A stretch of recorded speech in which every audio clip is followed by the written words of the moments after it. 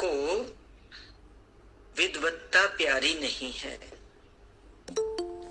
विद्वत्ता, बहुत विद्वान हो जाए कोई ज्ञान एकत्रित करके, वो बहुत बड़ी बात नहीं है भगवान के लिए, पर हृदय की शुद्धता और प्रेम प्यारा है। भगवान को क्या चाहिए? हमारा शुद्ध हृदय और हमारा प्रेम। और सत्संग का जो लाभ होता है, जो परिणाम होता है, वो यही तो होता है। हम आते जाते हैं, हमें मालूम भी नहीं पड़ता कब हमारा हृदय शुद्ध होता ही चला जाता है, शुद्ध होता चला जाता है। और जब शुद्ध हो जाता है तो वो शुद्ध हृदय ही तो प्रेम का स्वरूप होता है, क्योंकि आत्मा प्रेम स्वरूप है और शुद्ध हृदय ही आत्मा है। तो हमें क्या करना है?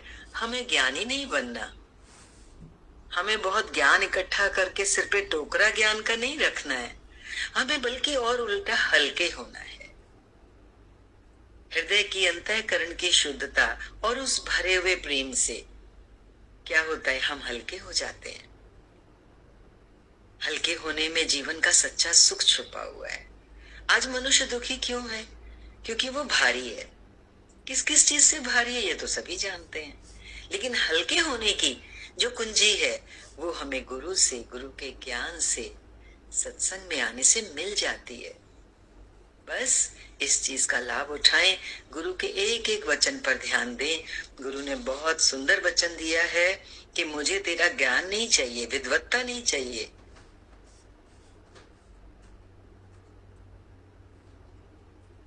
बोला देखो ये प्रेम की जरूरत क्यों है? बोला ना जैसे अभी शुद्ध अंतःकरण ही जो है वही प्रेम है। तो प्रेम की जरूरत देखो, सृष्टि में एक नजर डाल के देखें। प्रकृति हमें बहुत कुछ सिखाती है। पेड़ को पत्तों की जरूरत या परवाह नहीं है। पेड़ पर अनगिनत पत्ते हैं। पेड़ को पत्तों की जरूरत या परवाह नहीं है, क्योंकि एक गिरा तो दूसरा हरा पत्ता फिर आ जाएगा। पर पत्ते अगर पेड़ से गिरकर झड़ जाएं तो वो सूख सड़ जाएंगे। सब ध्यान दें, अपने से समझें इस पॉइंट को। इसी तरह भगवान के विराट स्वरूप से अगर अलग हो गए तो परिच्छिन्न जीव अपने को छोटा समझेगा। परिच्छिन्न शब्द का थोड़ा अर्थ ले लीजिए। परिच्छिन्न जो हम अपना एक संकुचित छोटा दायरा बनाकर जीते हैं। यूं भी समझ लीजिए कि जीव की अपनी एक सीमित शक्ति होती है अपने साथ। ये शरीर शक्ति से ही चल रहा है ना। तो यदि हम अपने को संकुचित करते चले जाते हैं, काटते जाते हैं, तो वो क्या होता है? उसको कहते हैं परिच्छिन्नता। जीव क्या है? परिच्छिन्न है ना, थोड़ी शक्ति के साथ है। और वो जो विराट ईश्वर है वो व्यापक शक्ति है। तो हम क्या हो गए? यदि हम एक पत्ते की तरह उस विराट से टूटकर अलग हो गए तो सूख जाएंगे, सड़ जाएंगे। लेकिन यदि उस विराट की शक्ति के साथ, व्यापक शक्ति के साथ, जो अपरिच्छिन्न है, अपनी परिच्छिन्न शक्ति को उससे मिलाकर चलेंगे तो हम ऊर्जावान होते चले जाएंगे, शक्तिवान होते चले जाएंगे। उसी की तो जरूरत है। मनुष्य कहां कब घबराता है? जब कोई कमजोरी आ जाती है। तो ये वास्तविक शक्ति है। हम दुनिया में बाहर का बल, धन का बल, आयु का बल, अपने वालों का बल, किस किस बल के साथ चलते हैं, लेकिन सब फीके पड़ जाते हैं आंतरिक बल के सामने। हमें अपने आंतरिक बल को एकत्रित करना है, बढ़ाना है, और वो बढ़ता है उस व्यापक शक्ति के साथ जुड़ने से। अभी देखिए हम यहाँ सत्संग में बैठे हैं, हम सबकी शक्ति के साथ जुड़े हुए हैं। और वो शक्ति क्या है? वो प्रेम है। प्रेम में बहुत शक्ति होती है।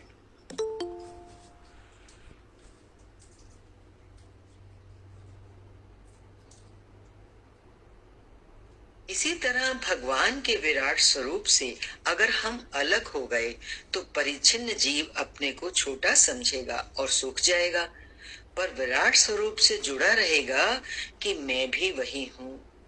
हम अलग तो नहीं है ना, हम अंश हैं उसके। किसके? अंशी के। बूंद सागर से ही तो निकली है। अब वो अपना अस्तित्व अलग समझे तो उसकी कोई ताकत नहीं है, जो ताकत सागर की है। लेकिन वही बूंद जब सागर से मिल जाएगी तो वो भी सागर हो जाती है।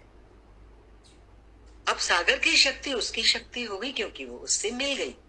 और जब तक वो अपनी उस परिच्छिन्न शक्ति के साथ है तो वो एक बूंद ही है, किसी की प्यास नहीं बुझा सकती। ठीक इसी तरह से गुरु हमें विशालता में लेके चल रहे हैं, अपने सीमित दायरे से निकल के। कहते हैं ना, तुझे छोटे परिवार से, छोटे घर से मैंने तुझे बड़ा घर बना के दिया है। तो कोई बाहर वाली बात नहीं है, ये प्रेम की बात है। हम थोड़े में प्रेम करके अपने आप को चलाते रहते हैं, पर कभी भी अंदर की तृप्ति नहीं आ पाती।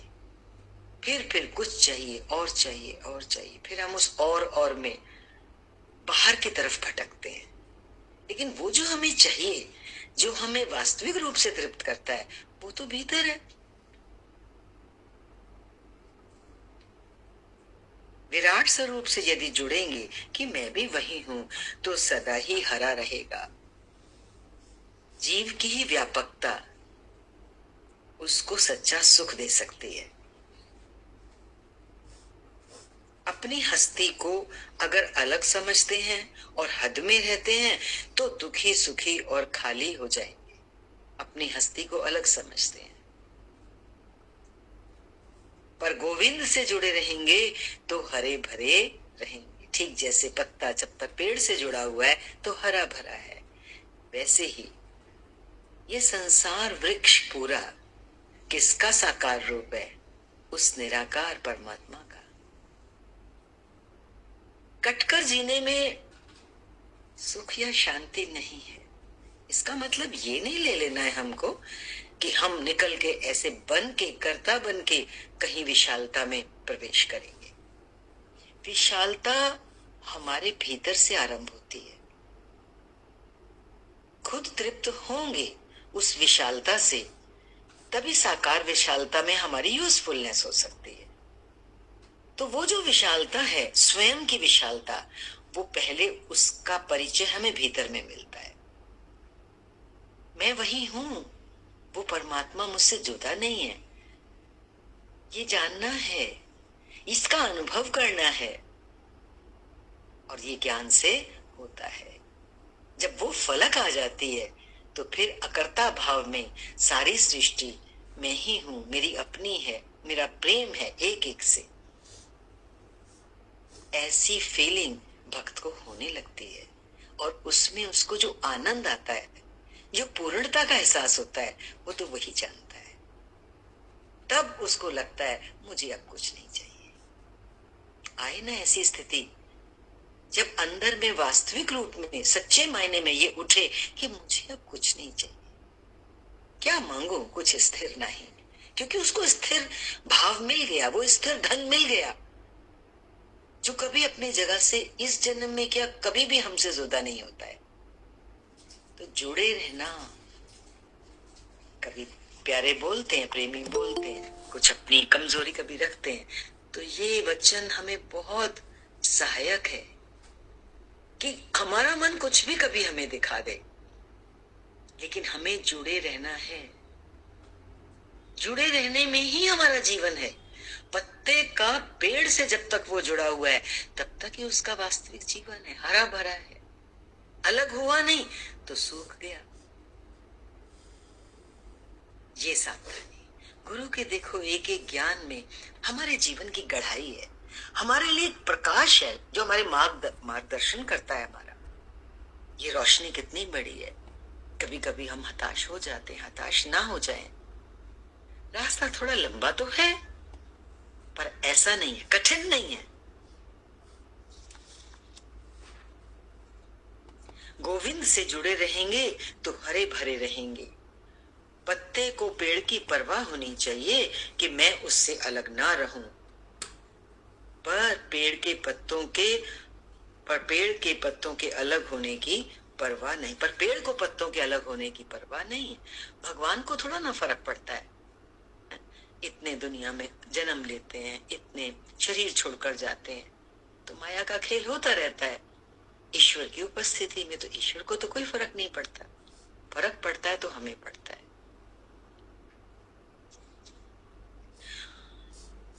दूसरों की बुराइयों और पापों को भले बख्शो, पर अपने मन की हरकत को कभी भी ना सहो, क्योंकि वो बख्श देने के लायक नहीं है। मन के ऐबों पर दया करने का मतलब है सांप को दूध पिलाना। हर इंसान के अंदर कमजोरियां होती हैं, लेकिन यदि हम उन पर ध्यान नहीं देते, क्या बोला कि उनको सहो नहीं, उनको नजरअंदाज नहीं करो। अगर हमने अपनी कमजोरियों पे ध्यान नहीं दिया तो क्या होगा? भगवान क्या कह रहे हैं? वचन है गुरु का, जैसे सांप को दूध पिलाया। सांप क्या करता है? जहरीला होता है ना, डस ले तो इंसान मर जाता है।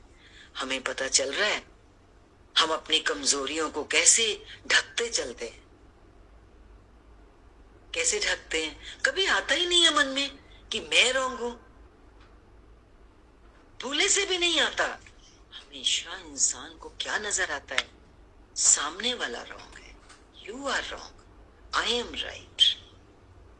ये क्या है?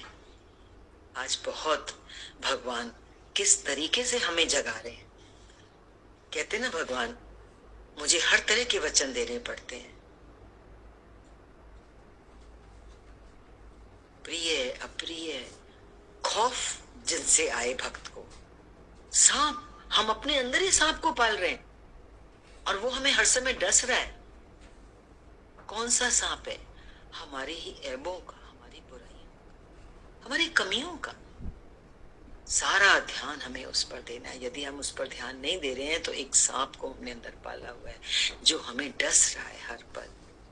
क्या डस रहा है? हमारी शुद्धता। दूध पीता है ना सांप, तो हमारी शुद्धता क्या है? वो शुद्ध से शुद्ध दूध है, अमृत है, जो गुरु हमारे अंदर उंडेलता है। इधर से हम वो पान करके जाते हैं और उधर अगर हम अपनी बुराइयों के साथ ही बैठे हैं तो वो तो सारा गया और हम खाली के खाली। क्यों साधक महसूस करता है कि मेरी उन्नति नहीं हो रही, मैं आगे नहीं बढ़ पा रहा? क्योंकि देखो, ये दोनों चीजें साथ साथ हो रही है। इधर से गुरु हमारे अंदर गाय का प्योर दूध भर रहा है, हमको ऊर्जावान, बलवान, स्वस्थ बनाने के लिए। स्वस्थ हमें वो स्व में स्थित करना चाहता है, हमारी आत्मा में। पर उधर वही वो सांप सारा दूध कब चट कर जाता है और उसका वो जहर बना रहा है। हम उसको दूध पिला रहे हैं और वो जहर बना रहा है, और वही जहर वो हमको डस डस के हमें खत्म कर रहा है, हमारा नाश कर रहा है। तो हम अपने शत्रु आप ही तो हुए। शत्रु को पाल रखा है हमने अंदर में। कौन सा शत्रु है? ये मन है ना, जो देखने ही नहीं देता, दिखाता ही नहीं है कि कहीं मुझे अपने साथ भी मेहनत की जरूरत है। हर समय बाहर बाहर दूसरों के ऐबों को, पालों को, पापों को भले बख्शो, पर अपने मन की हरकत को कभी भी मत सहो। मन के ऐबों पर दया करने का मतलब है सांप को दूध पिलाना। देखो, गहना बहुत सुंदर होता है? गहना सुंदर होता है सुनार की कारीगरी से। सुनार जितना अच्छा कारीगर होगा उतनी बारीक गढ़ाई करता है, सुंदर जेवर बनाता है, लेकिन औजारों की सहायता से ही बनाता है। लेकिन भगवान कह रहे हैं उसमें औजारों का क्या काम? यदि उसकी दृष्टि में सूक्ष्मता, कारीगरी नहीं हो तो औजार कितने भी अच्छे हो, गहना सुंदर कैसे बनेगा? बोला ऐसे ही इंद्रियों से अगर खराब कर्म करते हैं तो दोष किसका है? भगवान कह रहे इंद्रियों का नहीं है, तुम्हारा दोष है। कौन सा दोष? ज्ञान सुन सुन के हमें विवेक को जगाना है। विवेकपूर्ण दृष्टि जो है वही तो कारीगरी की दृष्टि है, सूक्ष्म दृष्टि है। वो दृष्टि, विवेकपूर्ण दृष्टि जो है वो देख पाती है क्या राइट है और क्या रॉन्ग है, क्या रहने वाला है, क्या जाने वाला है, क्या हितकारी है, क्या अहितकारी है। विवेक, इसको विवेक कहते हैं। हंस बुद्धि मोती मोती चुन लेता है, दूध दूध पी लेता है, छाछ छोड़ देता है हंस। तो हमारी भी दृष्टि जब तक ऐसी नहीं होगी तो ज्ञान से गुरु जो हमें बनाना चाहते हैं, उस परम पद तक ले जाना चाहते हैं, वो या तो रुक जाता है मार्ग या बहुत धीमा पड़ जाता है। जागो, उठो और लक्ष्य की ओर बढ़ो। बोला कि यदि कोई खराब कर्म होता है तो दोष तुम्हारा है, ना कि इंद्रियों का। कह देते हैं ना, मेरे मुंह से ये बात निकल गई, मैंने उसकी बात सुन ली, अपना समझ के सुन ली, लेकिन वो तो अपना कचरा तेरे कान में डाल गया ना, तेरा अंतःकरण तो अशुद्ध हो गया। तो कौन जिम्मेवार है? कान जिम्मेवार है जिसने सुना, जबान जिम्मेवार है जिसने बोल दिया। सुनना, बोलना, देखना काम इंद्रियों का है, लेकिन इसकी जिम्मेवारी हमारे ऊपर है। खास विशेष जब कोई सत्संग में आ जाता है, जब हम सत्संग में आ जाते हैं, तब तो ये दायित्व तो पूरी तरह से हमारा ही है। गुरु हमें यही तो सिखा रहे हैं, जगा रहे हैं। सिखाने से क्या मतलब है? गुरु हमें जगा रहे हैं। और कितना बताएंगे गुरु? बताते ही तो चले जा रहे हैं, फिर चलना तो हमें है, जिम्मेवारी लेनी है। चलने से क्या मतलब है? हर इंद्रिय जिस जिस जगह पे जाती है, जो कुछ भी करके आती है, गलत या सही, उसकी जिम्मेवारी हमारी है। जेवर अगर खराब बनते हैं तो दोष ना सोने का है और ना औजार का है, पर सुनार का है। आज हमारे कर्म जो बनते हैं हमारे से, कैसे बनते हैं, अच्छे बनते हैं या बुरे बनते हैं, वो किसकी जिम्मेवारी है? हमारी है।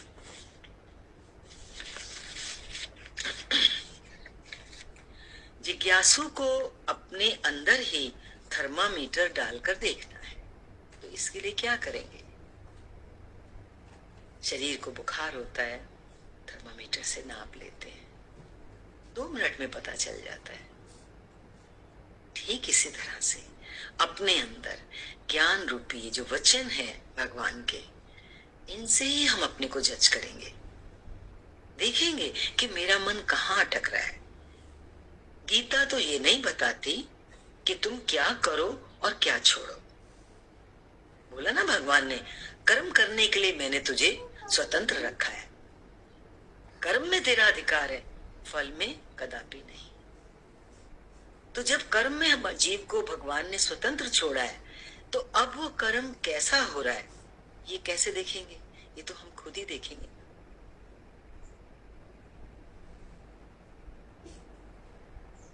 गीता ये नहीं कहती कि अज्ञानी हो, ऐसा करने से तुम अज्ञानी हो, या ऐसा छोड़ने से तुम ज्ञानी हो, पर इंक्वायरी अपनी करते रहो। हमें अपनी इंक्वायरी स्वयं करनी है कि मेरे अंदर कौन से संकल्प विकल्प चलते हैं। देखो, ये साधना ना हर पल की है, क्योंकि जीवन हमारा हर पल है और कोई पल ऐसा नहीं है जिस समय हमसे कर्म नहीं हो रहा। कुछ भी हम नहीं करते हुए दिख रहे, फिर भी अंदर संकल्प विकल्प तो चलते हैं, वो भी तो एक कर्म है। मनसा वाचा कर्मणा बोलते ना, 3 तरह के कर्म है। अंदर ही अंदर कर्म हो रहा है, तो बोला ना, अंदर जाके देखो कौन से संकल्प विकल्प उठ रहे हैं, उनको चेक करो। यही इंक्वायरी करनी है। आत्मा बिल्कुल अंदर बाहर से आजाद होना चाहती है। आत्मा कैसी है? आकाश में उड़ता पंछी, सब दिशाओं से मुक्त है, ऊंचाइयों से मुक्त है। आत्मा भी तो ऐसी ही उड़ान लेना चाहती है, और ऑलरेडी वो ऐसी उड़ान में है। हमने ही तो उसे अपनी इच्छाओं के कारण धरती से बांध रखा है। वो कोई बंधने वाला तत्व तो है ही नहीं। आज क्योंकि भीतर से हमने उसे इच्छाओं के कारण बांध लिया है, वही तो हमारे दुख का कारण है। हम क्यों कभी कभी कुंठित फील करते हैं?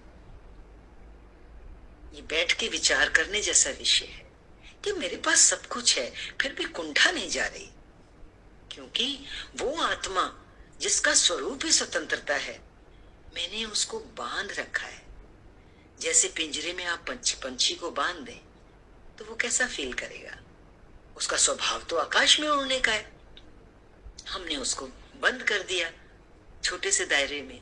ऐसे ही हमने अपनी आत्मा को इस शरीर रूपी मन रूपी छोटे से दायरे के साथ बांध रखा है। यही हमारे दुख का, हमारी कुंठाओं का मेन कारण है। तो आत्मा तो स्वतंत्र होना चाहती है, तो कैसे स्वतंत्र होगी? जो बेकार के संकल्प विकल्प, व्यर्थ की बातें, व्यर्थ की, मन कैसी कैसी बातें लाता है, कभी ध्यान से हम देखें, बिल्कुल व्यर्थ की होती हैं वो चीजें। संकल्प विकल्पों का कोई मायना नहीं होता, कोई आधार नहीं होता, उनका हमारे से कोई लेना देना नहीं होता। आदत, मन को बहुत पुरानी आदत पड़ी हुई है, बिना वजह किसी भी बात को सामने लाके खड़ा करना, ये मन का स्वभाव है। आत्मा उसी से स्वतंत्र होना चाहती है, बाहर से भी स्वतंत्र होना चाहती है। हमने बाहर से भी कितना बांध रखा है अपनी आत्मा को। सत्संग में आए हैं तो खुलती हैं ये चीजें, बात करते हैं हम, लेकिन हम सभी जानते हैं, ऐसी बात नहीं है इस चीज को हम नहीं जानते। हम वाकिफ हैं कि हमने बाहर किस किस चीज से अपने को बांध रखा है। आत्मा बिल्कुल अंदर बाहर से आजाद होना चाहती है। देखो, जैसे एक छोटा सा कंकड़ भी आंख में परेशानी करता है, ऐसे ही सूक्ष्म इच्छा, छोटी से छोटी इच्छा भी, या हमारा जो मोह है, हमारी आसक्ति है संसार में, वही तो हमारी आनंद में रुकावट है। आत्मा कैसे बोलते हो उसको? सत चित आनंद। मैं तो आनंद स्वरूप हूं, फिर मैं उस आनंद से दूर क्यों हूं? मुझे उसका रस क्यों नहीं आ रहा? उल्टा किसी को भी जाके देखो, मुश्किल ही कोई मिलेगा जो हल्का होगा, कहेगा कोई ना कोई दुख, कोई ना कोई दुख हर किसी को लगा पड़ा। क्या हुआ? अंदर में ऐसी क्या चीज है जो सागर, जो कलश अमृत से भरा हुआ हम साथ में लेके चल रहे हैं, और फिर भी हम उससे, उसके आनंद से वंचित हैं? कारण जरूर ढूंढना है। बोला भगवान ने, क्या बोल रहे हैं भगवान?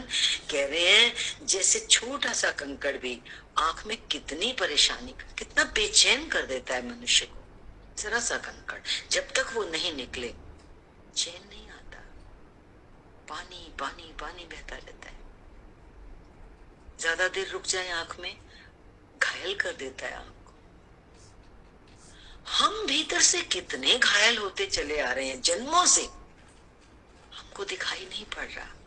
ये तो शीशा आज हमें गुरु दिखा रहा है कि देख तेरी क्या हालत हो गई है।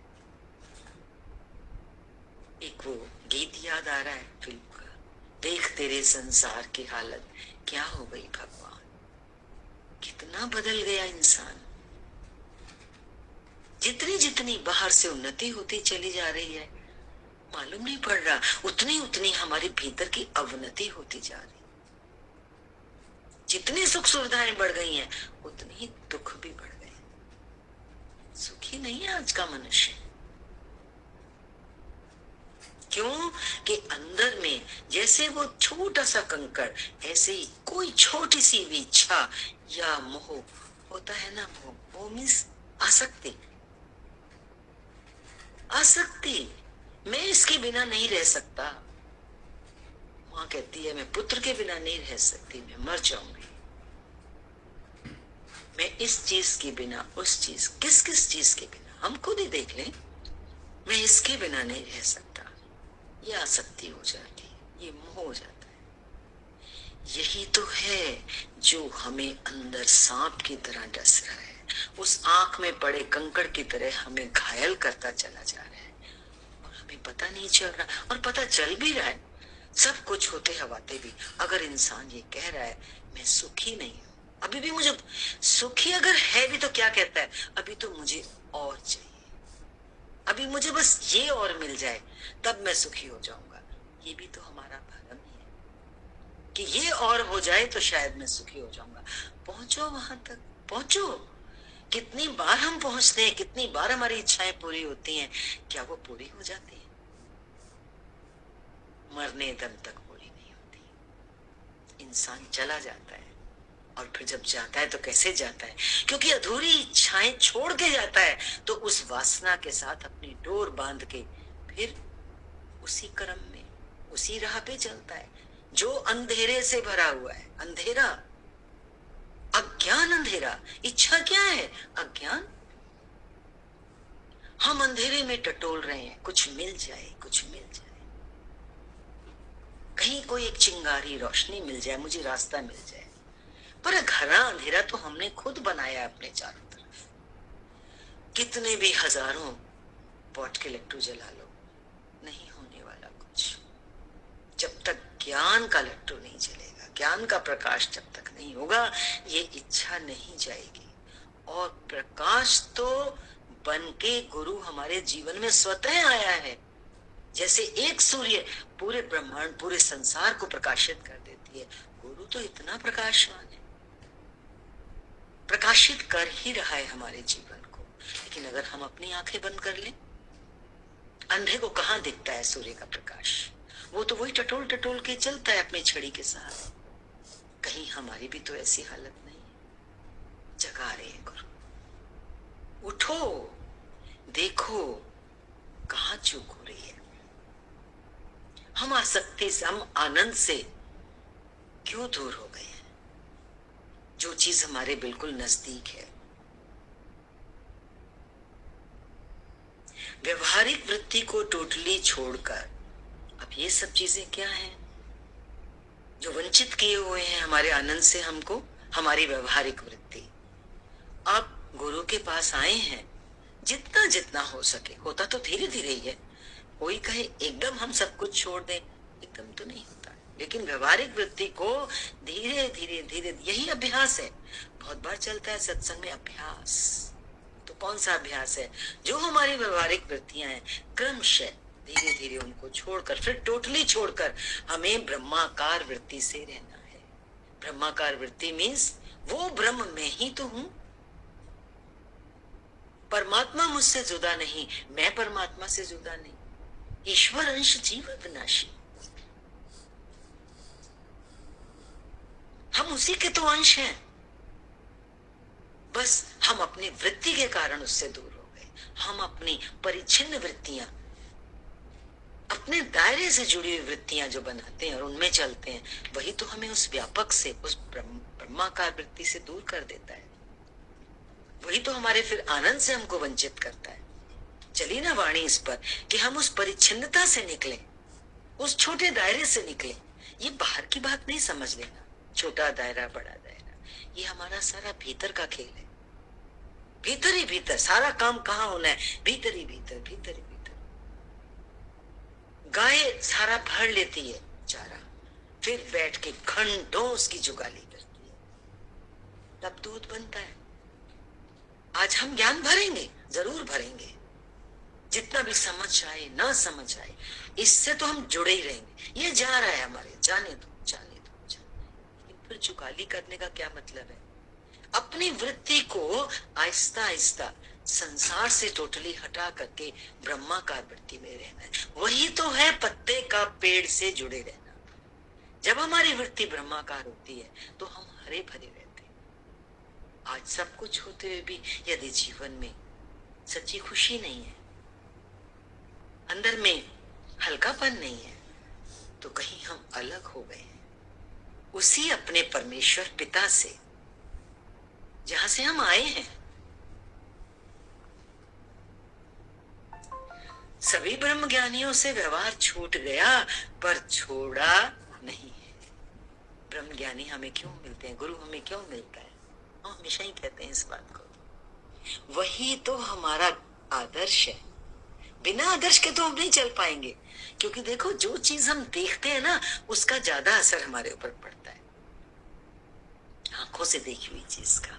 तो गुरु को जब हम देखते हैं, उसके रहने को देखते हैं, उसके जीवन को देखते हैं, उसके स्वरूप को देखते हैं, तो हमारा जीवन भी वैसा परिवर्तित होना शुरू हो जाता है। बोले ना, जब हम उनके संपर्क में होते हैं तो हमने देखा कि इनका तो सारा व्यवहार छूट गया। तो क्या उन्होंने छोड़ा? नहीं। बोला ना, वैराग्य कैसी चीज है?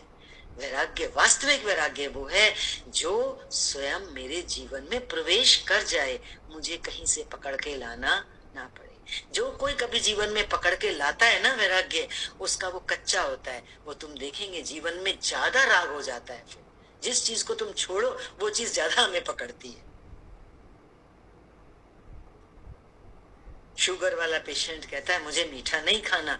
कहते हैं जिसको शुगर होती है उसी का मन ज्यादा करता है मीठा खाने का, क्योंकि उसने सोचा ना मन में कि मुझे मीठा नहीं खाना चाहिए। तो जबरदस्ती किसी भी बात की गुरु करने को नहीं कहता, लेकिन सावधान होने को जरूर कहता है। अब ये नहीं है कि हम लापरवाह हो जाएंगे अगर जबरदस्ती नहीं करना, सावधान तो होंगे ना। जब देख रहे हैं ये चीज मेरे लिए हानिकारक है, मुझे मेरे मार्ग से हटा रही है, तो फिर हम परिश्रम करेंगे, साधना करेंगे। इतना तो हम करेंगे ना, कुछ भी हम नहीं करेंगे, सोचेंगे काम हो जाए, सिर्फ आने और जाने से तो नहीं होता है। उनको इतना वैराग्य हो जाता है, सब कुछ महापुरुषों को इस तरह से छूट जाता है, इतने अकर्ता हो जाते हैं वो कि बोला गुरु ने, पलक झपकना भी उनको खराब लगता है, मुश्किल मुसीबत लगती है कि पलक भी मुझे झपकनी पड़ रही है। इतना उठ जाते हैं हर बात से।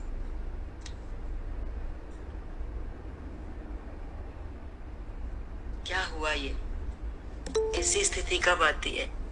हमें आपको सुन के ये चीज कुछ आश्चर्यजनक ना लगे।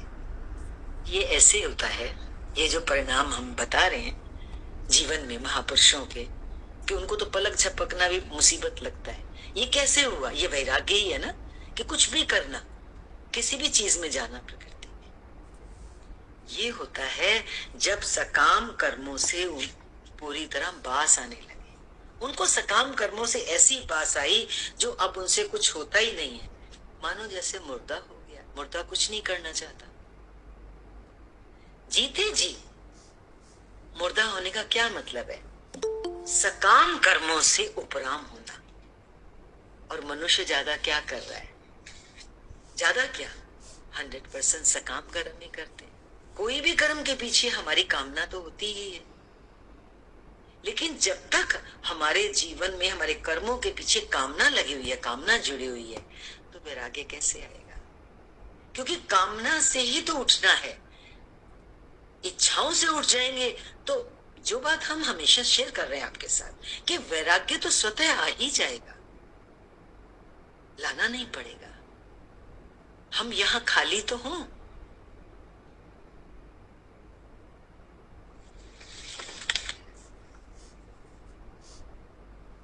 निष्काम कर्म करते करते सकाम अपने आप छूट जाता है। फिर उसको वहां से गुरु जो है जिज्ञासु रास्ते पर जहां भी अटक जाता है। अब हम यहाँ आते हैं, कहीं कहीं मन अटक जाता है, तो गुरु क्या करता है? हम वाणियां देखो उसी हिसाब से चलती है ना, कि कहीं भी हमारी रुकावट आती है तो कोई ना कोई वचन ऐसा मिल जाता है जिससे हम फिर अपने आप को उठा लेते हैं। जिज्ञासु रास्ते में जहां भी अटक जाता है, गुरु उसको फिर वहां से ऊपर चढ़ा देता है कि तू रास्ते में अटका क्यों। हरि ओम।